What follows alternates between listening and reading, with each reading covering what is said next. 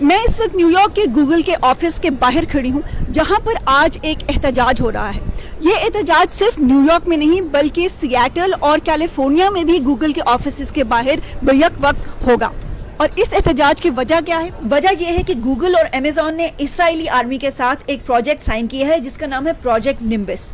یہ $1.2 بلین کا پروجیکٹ ہے جو اسرائیلی حکومت کو آرٹیفیشل انٹیلیجنس اور کلاؤڈ سٹوریج کی سہولیات دے گا۔ گوگل کے ان ملازمین کا کہنا ہے کہ یہ ٹیکنالوجی فلسطینیوں پر جاسوسی کرنے کے لیے استعمال کی جائے گی۔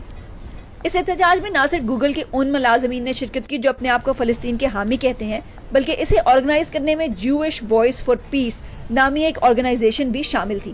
یہ آرگنائزیشن یہودیوں کا ایک ایسا پلیٹ فارم ہے جو فلسطین کے حقوق کے لیے کوشاں ہے۔ I'm here with Jewish Voice for Peace.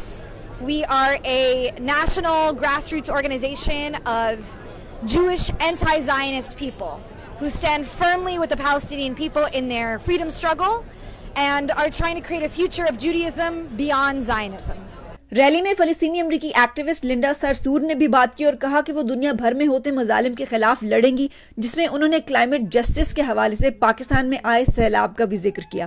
We're watching millions displaced right now in Pakistan because of climate change and because of the failure of the world to stand up for climate justice.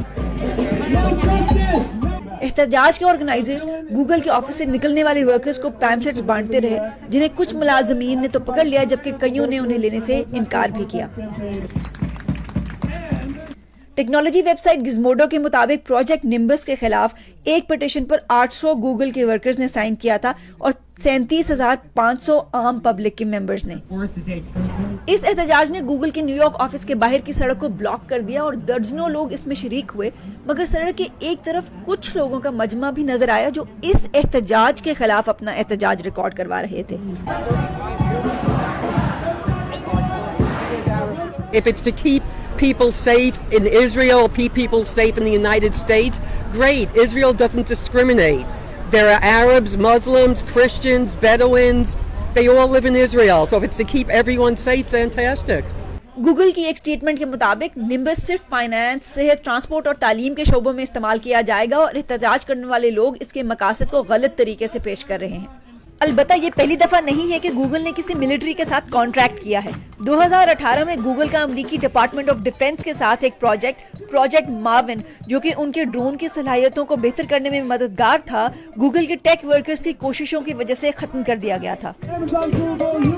Project نمبس کے خلاف احتجاج میں شامل لوگوں کی امید ہے کہ وہ اس پروجیکٹ کے کینسل کرانے میں بھی کامیاب ہوں گے۔